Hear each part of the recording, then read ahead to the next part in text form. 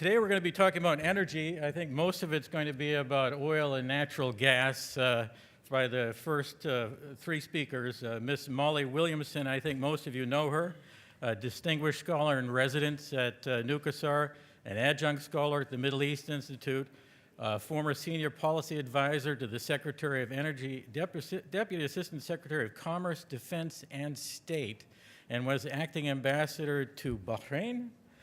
She worked for 6 presidents, and her career at retirement was career minister, which is the equivalent for you military folks from the academy, I think, of a 3-star. Also a great American. And then Steve Gallagly, I hope I'm pronouncing that right. He's an EPRINC Distinguished Fellow. He was the head of Europe, the Middle East, and Africa at the IEA. Director of International Energy and other aspects in the State Department for 13 years. He was in the Transparency Initiative, and he's a Georgetown grad, which is good because I also teach there. And then Nick Loris, I think he's going to come at this in a different direction. He's from the Heritage Foundation, the Institute of Economic Freedom. I guess that's something of a nod to the change in the politics of Washington. And I understand you also used to work for the Charles Koch Foundation at one time. So that's a different perspective. And the commentator will be Nat Kern, who is the head of the Foreign Reports. He's been part of this for how many years, Nat? Probably 50 years? 30 years? 20? Okay. All right. So you weren't paying attention. Well, I'll start paying attention. So Molly, if you want to start. 7 minutes, please, and John Duke, you're going to be keeping the time on this? Yeah, you keep the time. Oh, I'll keep the time. So I'm the heavy on this. Somebody's glasses? Yeah, that's all right. Thank you, John. It's wonderful to see you. It's an honor to be invited back. I have deep respect for all of our colleagues here at the National Council, and what a treat it is to be on this distinguished panel. So I'm grateful to all of you, and especially to you, John, for including me. Let me just start, because I only have 7 minutes, and that means I get to list. I don't really get to provide much in the way of analysis. Let me just start by observing that in the last 9 years, the global economy has been in varying degrees of economic recovery. And that volatility of the last 9 years has taken us from $147 a barrel of oil in 2008 to $27 a barrel in 2016, in January. And we've had multiple swings in between and throughout, and bleak outcomes over periods of analysis that have not inspired confidence for anybody. It has been a source of strategic concern, not just economic concern. It has affected political programs. It has affected development and research for all manner of programs, both renewables as well as finding new sources of energy for the competing and growing demands that are a certainty given the planet's population and development.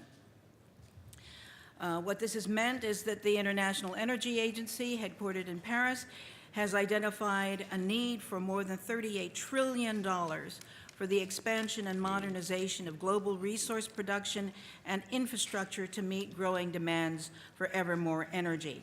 It has also identified more than $1.4 trillion of projects shelved due to industry contractions and global economic slowdowns. So if, as we have been asserting for the duration of this very important industry, very important range of industries of energy to fuel the planet's needs, the planet could use some calm. How's that going? Right now, today, the planet consumes more than 98 million barrels of oil every single day. That's a record. Roughly 40% of the daily globally traded oil comes from the Middle East. It must traverse 3 choke points. They are the Bab el-Mandeb, the Suez Canal, and the Strait of Hormuz. Essential that this region remain calm and hospitable for commerce when we're talking about 40% of any commodity. But instead of regional calm, we see risks. Risks of further contagion of violence spreading, intra-regional contests, the emergence of ever-heightening tensions, not only throughout the region, but between the region and its sources and potential sources of commerce. We also know that there is a gigantic, not a small word, a gigantic population bubble with more than 50% of this total region, the global, the greater Middle East region, just under 340 million people, more than 50% of them under the age of 25. This means the babies are already born who are going to come into the labor force in the course of the next 10 years, and they are going to need jobs. They needed jobs 6.5 years ago on the eve of the unrest. They need jobs now. They'll need jobs 10 years from now. They'll need jobs 20 years from now. What we know is because the babies are already born who are going to enter the labor force, that this region will need to provide 50 million new jobs in the course of the next decade.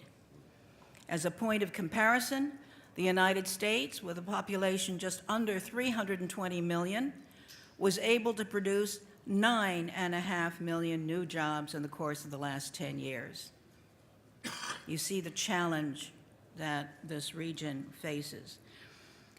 This means that there are wise leaders, anxious leaders throughout the region looking for ways to diversify their economies in order to offer meaningful employment opportunities to their young people. It means that you have very ambitious goals for things like the Vision 2030, for revitalizing, revamping, modernizing education systems, and ways to establish, I'm out of time already and I'm only on factor 3. Okay, so quickly, non-regional unrest as well. We are looking at the marketplace for these very important commodities, the 40% of which are traded globally every day coming from the Middle East. This non-regional unrest includes Europe, which is having a backlash over what it perceives as, among other things, migrants coming from the Middle East, seeing provocations and mischief from Moscow in places like the Ukraine and Georgia. Further frustrations in Asia, most especially North Korea, frightening pretty much the entire region, if not the entire planet, and threatening major commodity transit routes, sea lanes, and let's not forget the challenge that Iran presents to the region. Greater different factor, I know I'm running out of time already, greater market excitement over the electrification of the transport sector, electric vehicles, as well as greater efficiencies among the traditional hydrocarbon vehicles. Another factor, greater global recognition for environmental responsibility. The question mark the world has now is, what is the United States going to do with respect to the Paris Agreement on its way out or on its way in? You know. Oh, by the way, Mother Nature. We in the United States have experienced painfully in very short order a host of hurricanes which have destabilized and disrupted our own energy transport systems, our own energy delivery systems. Elsewhere in the world, there are also hurricanes, tsunamis, earthquakes, and volcanoes. and not to ignore the very costly, we're looking at maybe $3 trillion. Some are arguing that it's actually much more, needed for modernization and expansion of infrastructure to accommodate our growing energy needs. It's not enough to have markets growing, demanding ever more liquefied natural gas, for example, if they don't have a way of receiving it. There are no receiving terminals, no transportation, whether it's pipelines or other means. All of these factors affect both the United States and the Middle East. And I say the Middle East, not just the oil-producing world of the Middle East, because all of the Middle East is dependent on how well the oil-producing countries do. So this means that we together need to make clear each other's priorities, be clear on what our priorities are, be clear that we understand where the others are coming from. This is a difficult time for the region with its spread of violence, its fighting the clock to come up with opportunities for their young people and to provide stability for the future. There is also some scratchiness within the Gulf community as well. And need I say, the United States is also going through a little bit of a rough patch. So it's all the more important that we reach out to each other to understand each other as we go through our very difficult times. Thank you. I'll close there because I know I've over-talked my time already. And now we have Steve Galogli, and I think everyone now has 10 instead of 7, okay, to be fair. All right?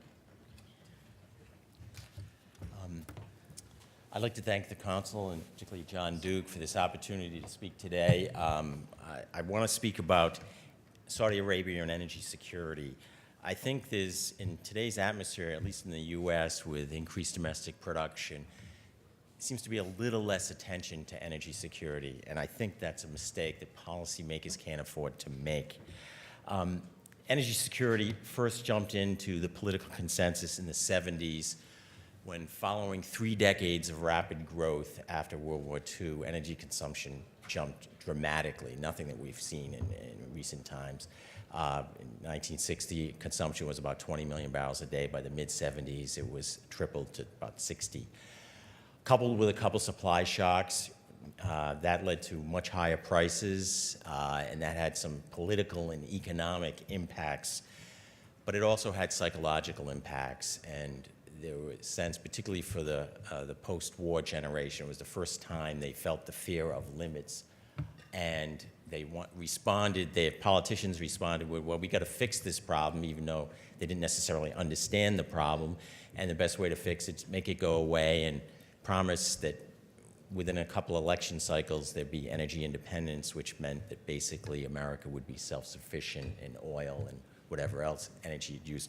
Of course, no one really believed that, but Americans like to be aspirational, look forward to something, even if they're not going to meet that New Year's resolution. But one of the energy independence, the problem with energy independence is there's really no such thing as energy independence. Even if you are self-sufficient, it's an interdependent global economy. So if the United States produced all the oil it needs, it still would be impacted by a disruption somewhere else in the world or a surge in demand, because that would rise prices for everyone and slow down the economy.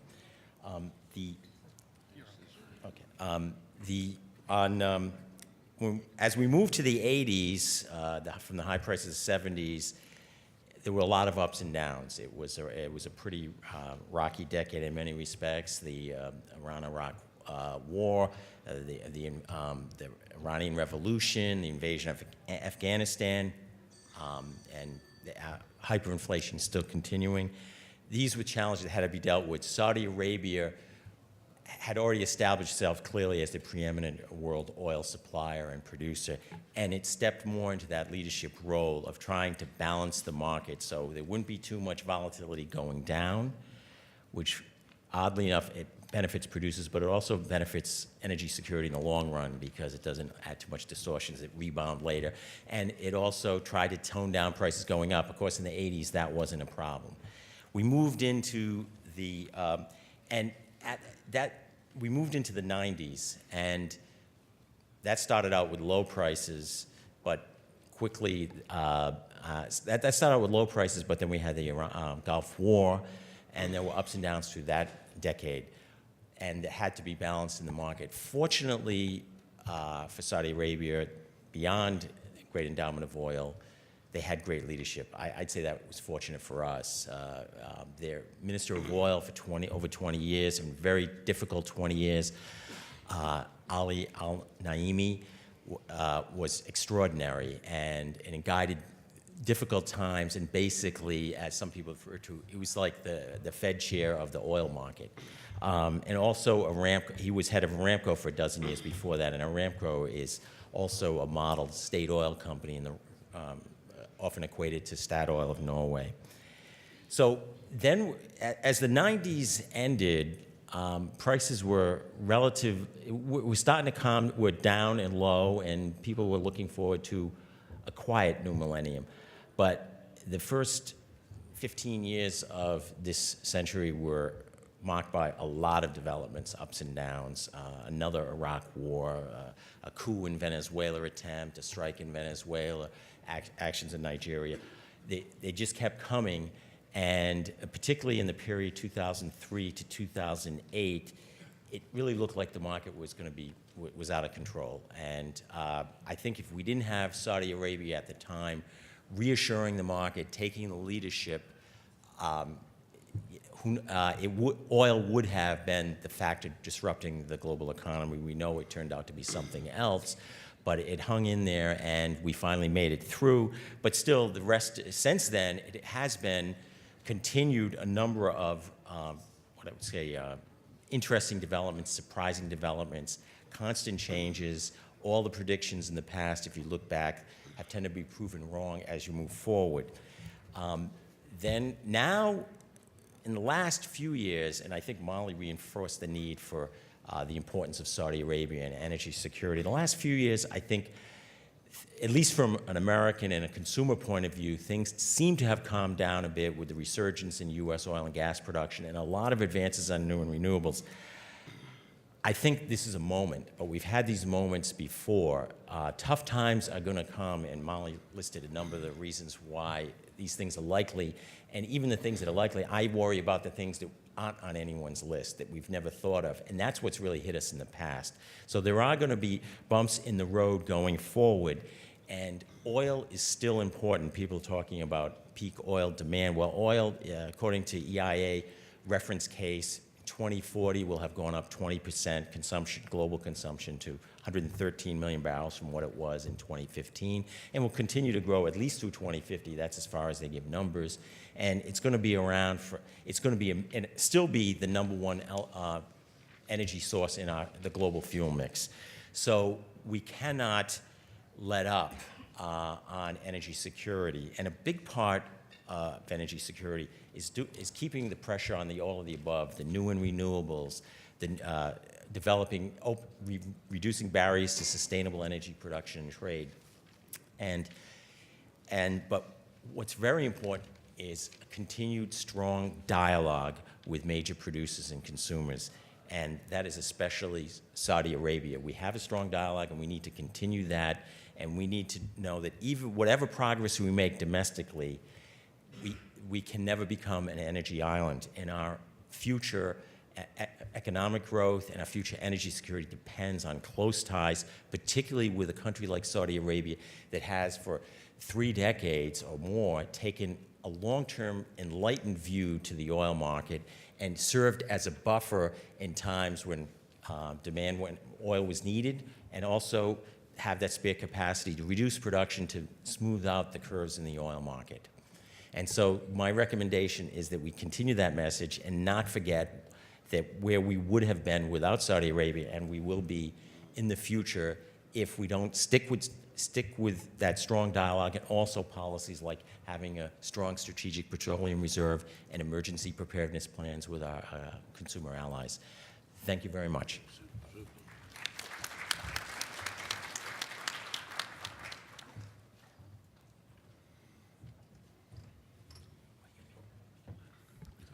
Well, thank you. It's good to be with you here today. I'm also honored and thank the council for inviting me.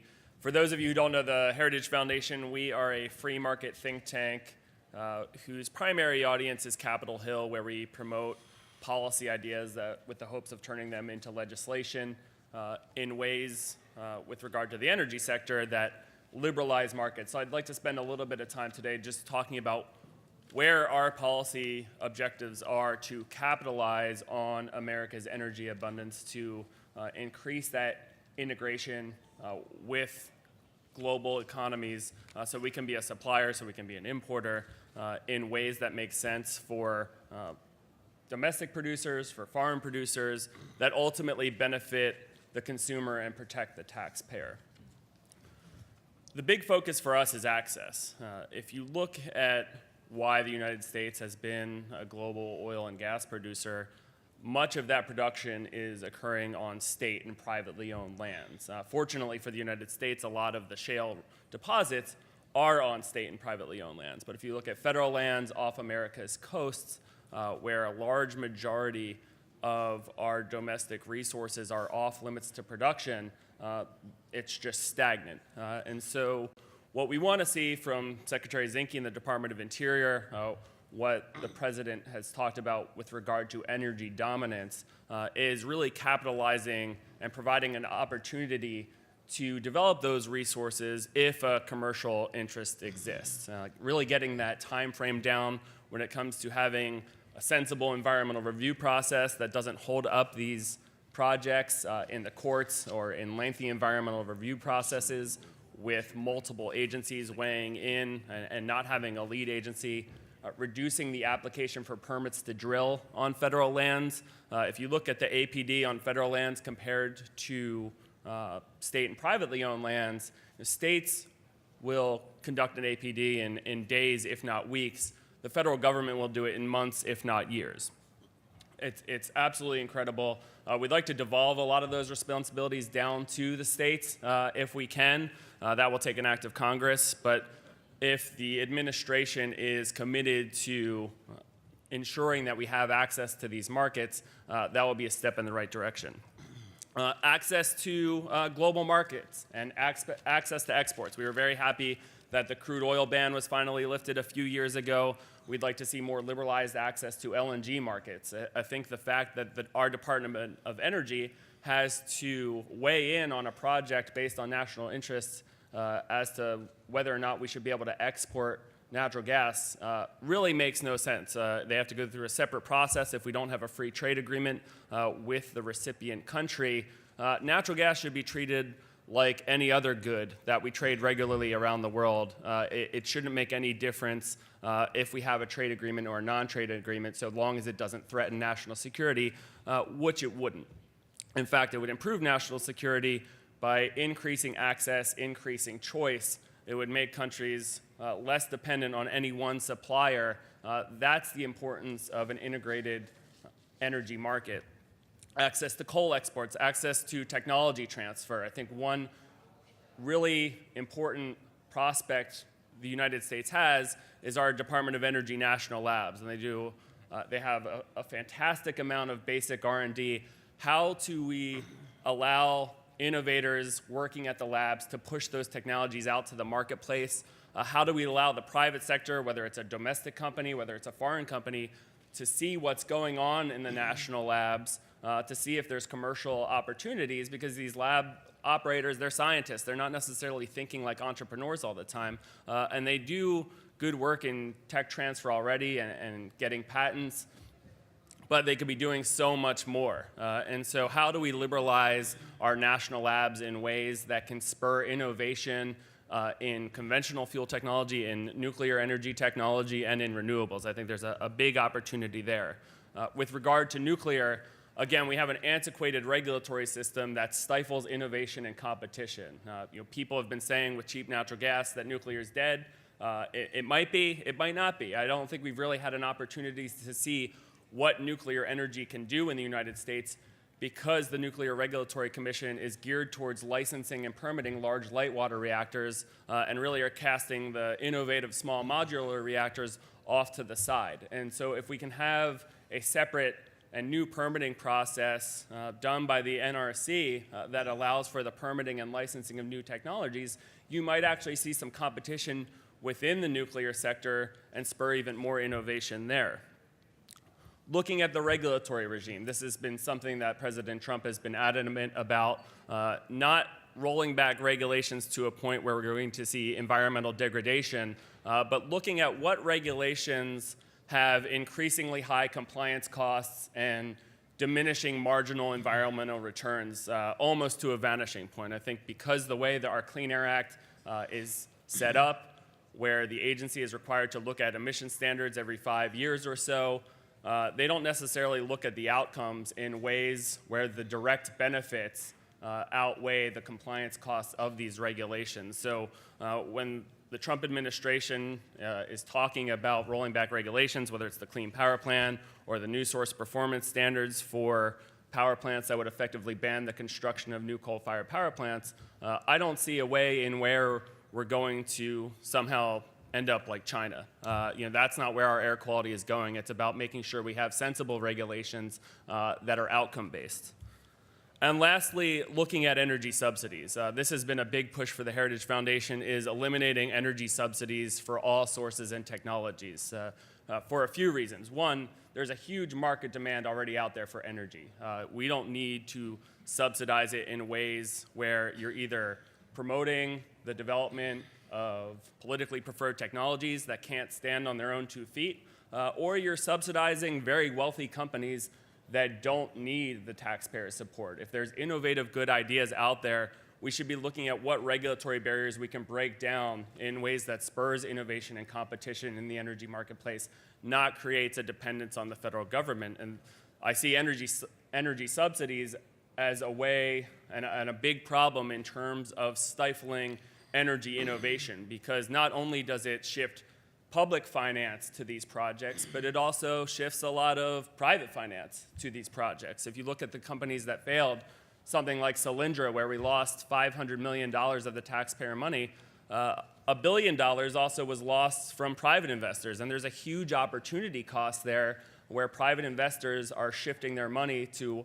what are politically anointed projects rather than necessarily looking at what is the proper risk and reward in the marketplace for having some type of investment that actually meets the consumer's energy needs. And so having this opportunity for open access, reducing the regulatory burden, and really peeling back subsidies in all shapes and forms. You've got targeted tax credits, loan guarantees, outright mandates to blend ethanol into our fuel supply. You've got liability insurance. There's all sorts of ways that the federal government distorts energy markets, and we'd like to see Congress working with the administration to reduce all of those subsidies. Thank you, and I look forward to the questions.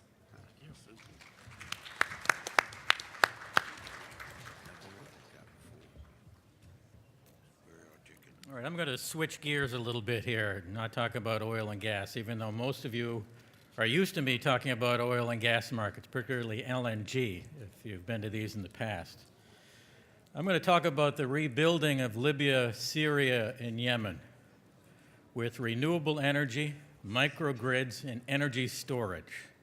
I know for some of you that sounds rather different, but I assure you I've been in the energy business since I was at Oak Ridge National Laboratory in 1986. So I think I may know a little bit of what I'm talking about here. And it's a changing world. The time for microgrids is now. This is the future. And the price of solar production in places like Libya, Syria, and Yemen are dropping by the moment. Globally, over the last couple of years, it's been almost 85% in some places. Of course, you have to pick where you're going to put the solar panels. But there's a political element to this, too. It is paramount that Libya, Syria, and Yemen be rebuilt very quickly after the guns go silent. There are many studies that have shown that ethnic and tribal wars can return rather rapidly after the initial peace is made. If there is no rebuilding of hope, no rebuilding of the relevant economy, and the rebuilding of the relevant society, then it will collapse again. It will become violent again. Now, notice my optimism. I'm assuming that there will be peace in these three countries. I just don't know when. Inshallah, it'll be soon. And this is what we have to do quickly. We have to get it moving quickly. Energy is a big part of this rebuilding. One can even judge the level of development of a country by the sort of energy that it uses and what it uses for. It's an enabler for health improvements, education, transport, communications, governance, finance, investment, water, food systems. Lights are needed for basic education. And also in these countries, air conditioning would help. It's very difficult to study in the Libyan desert in the middle of August when you're a kid and there's no air conditioning. That requires energy. Energy is needed to cool medicines and to keep them effective and safe. If anyone's been with someone who's older and has the entire fridge full of medicines, it needs to be cooled all the time, or they're ineffective. It's needed to store and preserve food and drinks. This makes them safer. Communications, especially long-term communications, absolutely required. ATMs, bank transfers, petrol station pumps. All of this stuff doesn't work without energy, and now you're getting a sense of what it's like to be in these three countries. At the same time, a lot of water is needed to make sure energy systems work, most particularly if they are traditional thermal generation, which unfortunately these countries will likely fall back into. Water-short countries like Yemen and Syria in particular should put more thought into less water-using energy technologies, and the typical thermal plant is a water guzzler for cooling that plant. In this country, it's the #1 use of fresh water. Not irrigation, it's cooling electric plants. Syria's nightmare was in part brought about by a drought in the northeast. Why put a thermal plant in a place that can have drought? Yemen's capital, Sana'a, will have to move because its water table is dropping by meters every single year. Climate change is expected to have massive water and energy impacts on this region, and in particular these countries and Egypt.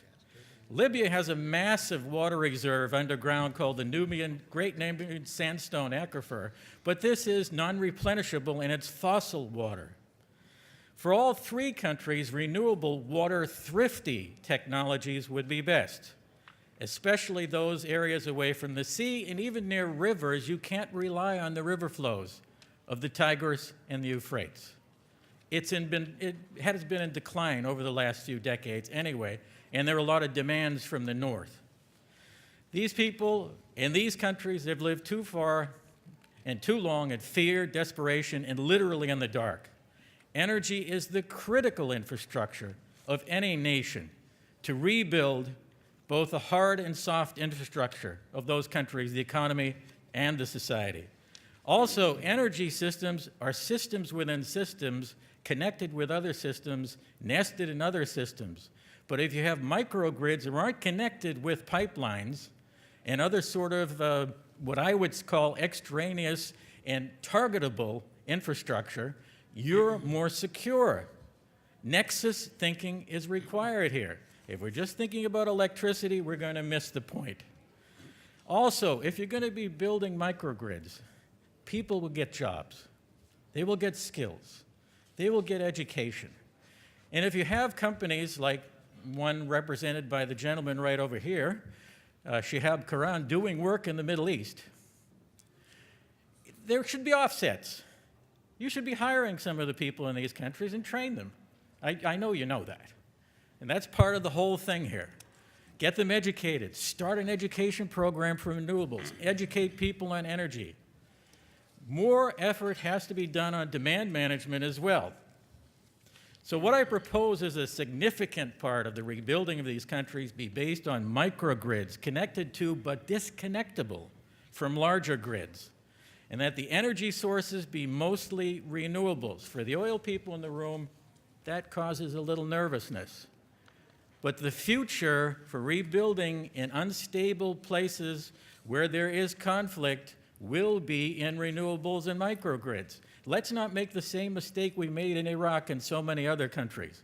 For example, the pylons, that long-distance electricity pylons, the 200, 300, 500,000 volt pylons. In Iraq, they used to be blown up 5 minutes after we put them up again.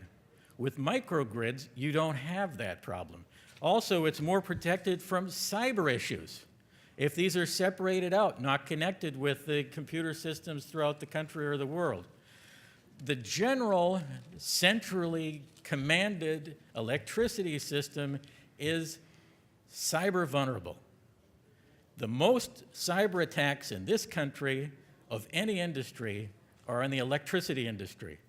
And if you're in a country that just went through ethnic warfare and tribal warfare, there are going to be people who are up to speed on cyber stuff. This could be a huge buy-in by the population. Imagine all of these poor folks that have been unemployed for so long in these 3 countries building a solar panel, setting up constituents for the microgrids, actually feeling like there's hope for their country. But all of these have to be standardized. Mobility, flexibility, and replicability are absolutely required so they can be done across the country like a Lego puzzle. You just keep on adding when the demand goes up. But don't make it connected like it has been in the past. Another thing is corruption is more difficult when you have microgrids. The big money's not there. You're just taking little money. The big men will look somewhere else to steal money. This is something that could look also at what terrorists could do to the electricity system, and this will continue. Damage per attack is much less when it's a microgrid, and also it's more rebuildable when it's a renewable energy. You blow up a large oil generating plant and you're out of action for the next few months. You blow up an oil or a gas pumping station, oil and gas people, you know this. You're out of luck for a very long time. You blow up a mini nuke, which our Secretary of Energy is recommending for Syria, and you not only have the problems of, well, nuclear stuff underground. Do I have to say much more?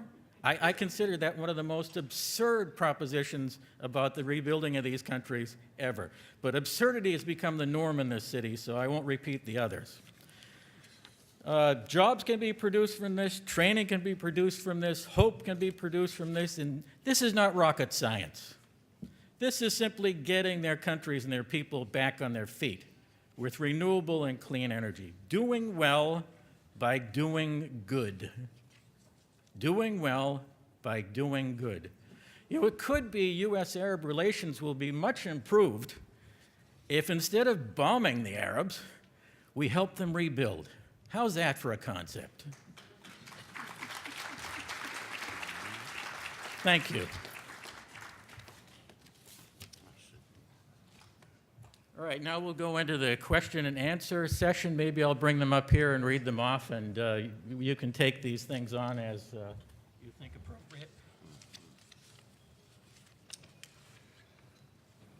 All right, another one. So we have about 3 hours of questions. Wow.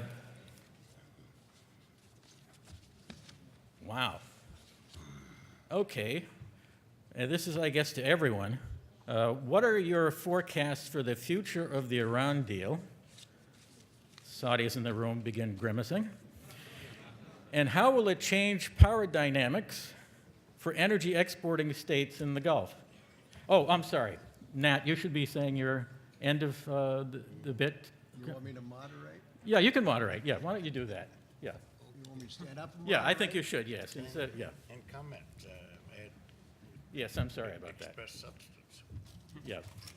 Excuse me, Nat. I don't know, after following all these visionary views, I don't know how to moderate between them.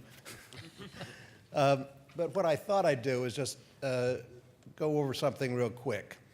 We're all familiar with the fact U.S. oil production has grown, and in theory that reduces our dependence on imports, right? I looked up some of the numbers. U.S. oil production has grown by 3.8 million barrels a day since 2012. U.S. exports of crude oil, oil products, plus propane have gone up by much more, by 4.3 million barrels a day.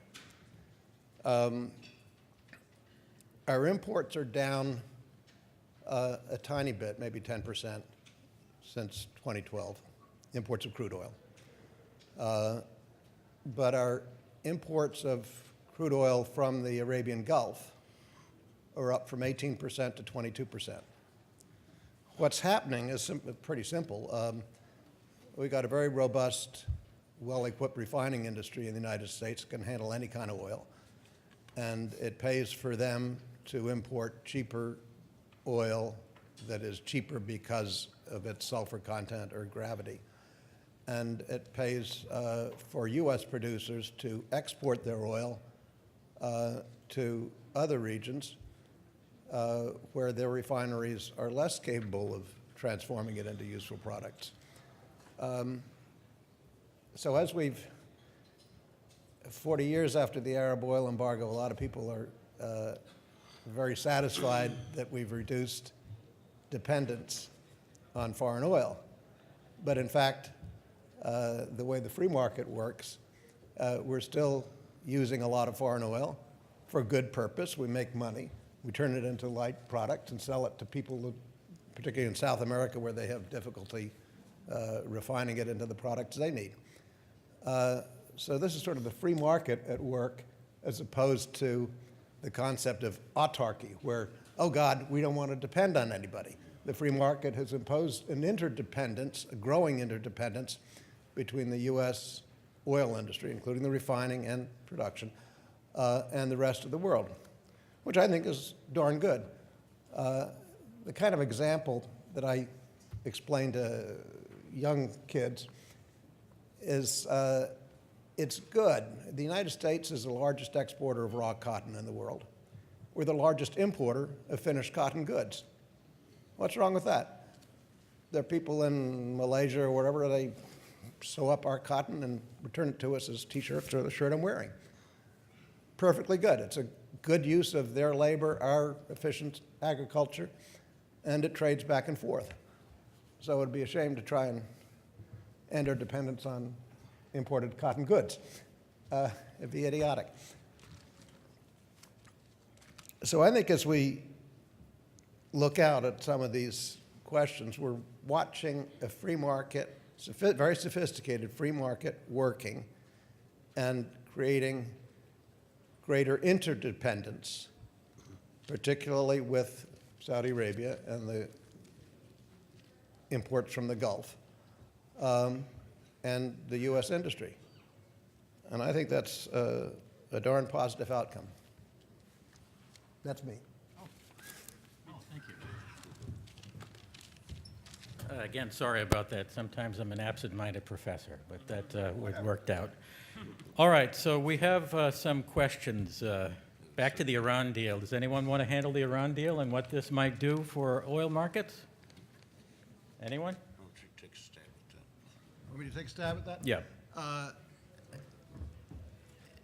My impression is that at the end of the day, you're probably going to have some revision to the U.S. law between Corker and some of the Democrats who opposed the agreement in 15. Mm-hmm. But the revisions won't have any effect until 2025. It won't have any effect whatsoever if Iran is true to its word that it never wants a nuclear weapon. Now, in between that, I can't predict what the president may do if he doesn't like whatever compromise comes out. But I don't see this as a big issue. Well, the IEA said they are working with the deal, so I'm not sure how that contradiction is going to work out. And I'm also not convinced that Iran doesn't want a nuclear bomb, but that's a totally different situation. But if it goes into conflict and the Shia-Sunni thing goes off the ground like we are really worried about, this could be a bit messier. Anyone else on this one? No? All right. We have one on global warming here. What role does or will climate change play in shifting the energy dynamic between the U.S. and the Arab world? Anyone? I'll have one comment Yeah. to throw out. 2/3 of the electric cars sold in the world last year were sold in China. Mm-hmm. China makes 2/3 of its electricity from coal. How's that helping? Well, yeah, that can be problematic, but the Chinese are also moving toward renewables, and they've absolutely toasted us in renewables. They're way ahead of us on this thing. And they do realize that coal in China is problematic, and they have an $85 billion medical bill every year because of the environmental impacts of the coal industry. The Chinese leadership are not dumb on this one, but it's going to take them time to move forward. What are the implications of the diminishing oil reserve in the Middle East and world in general? I don't think they're diminishing. It's one of these things where you don't know until you know. Nat, do you have a comment on that? As you produce oil, you will reduce your reserves, mostly. But I'd say half the world, at least, thinks that demand will have peaked before supply has peaked. Whether that's true or not, but it's not something people are worried about terribly much. Yeah. Nick, you have a comment? No, I was actually going to comment on the global warming one. Oh, if okay. I can. Yeah.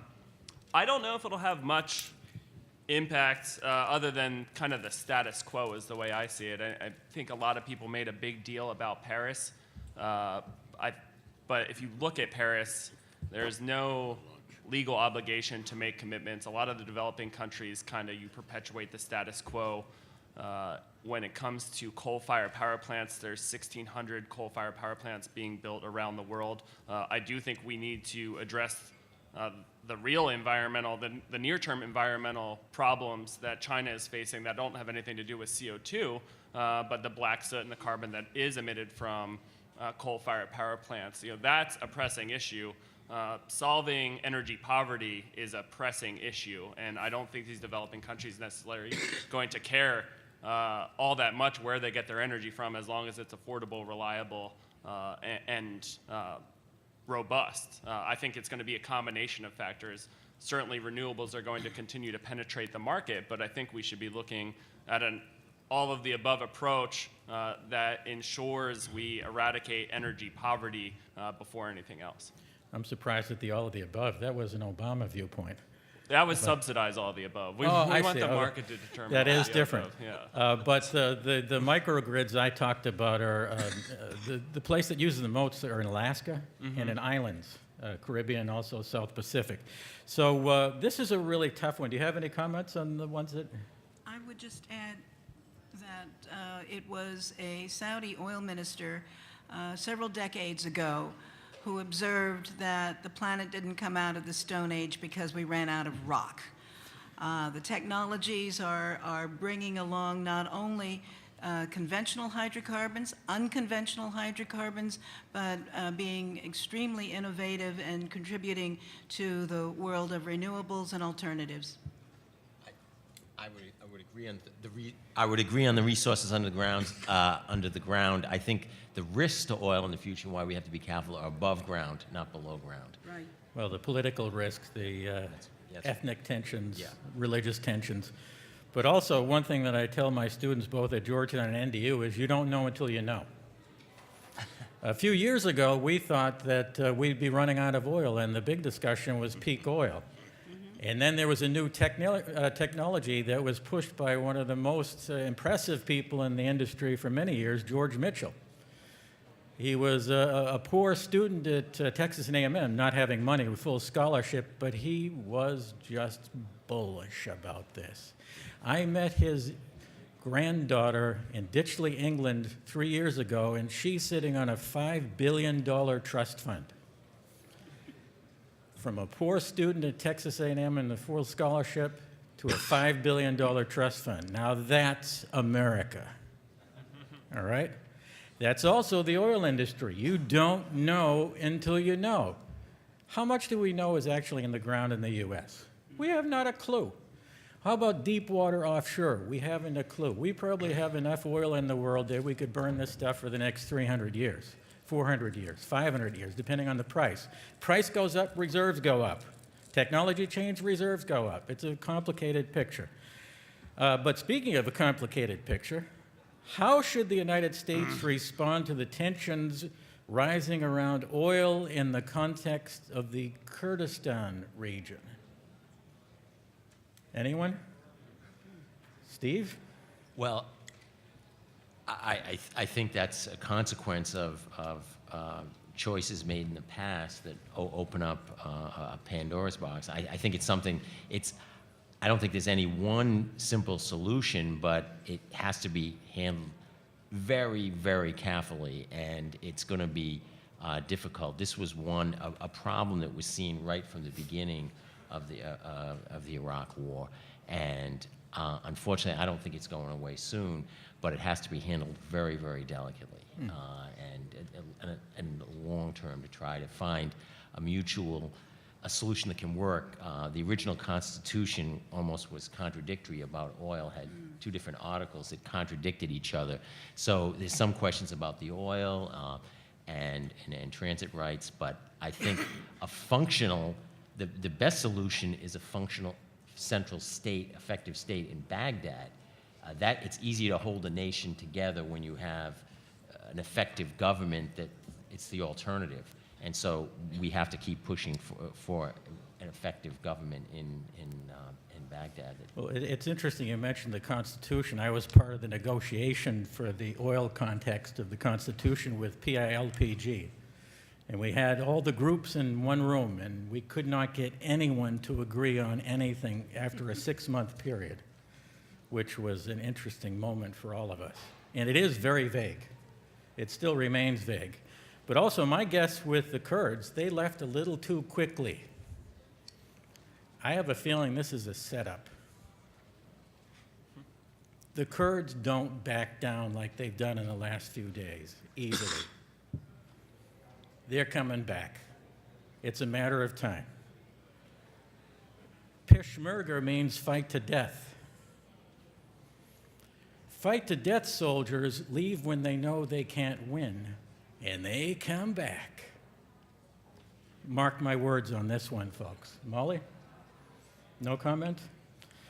What about talking about domestic consumption by the oil-producing states and how that may affect exports in the future? Anyone? Well, Yeah. I think that's an important to follow for other consuming countries, that will limit their exports. I think there will be more of a push move towards market incentives, energy efficiency, and renewables. But if they kept on the same path, the major consumers in the Middle East, which have now moved into the top 5 or 6 consumers in the world, in many cases, then, because we have to think of the countries in the Gulf as consuming countries, not just producing countries. And I think if they make the shift, the problem is some of the subsidies, but there's some innovative plans for getting rid of the subsidies. Yeah, well, the Emiratis are getting rid of their subsidies. They've been doing that over the last few years. The Saudis with 2030 are looking ready to get rid of their subsidies. But Saudi Arabia has an interesting energy water issue.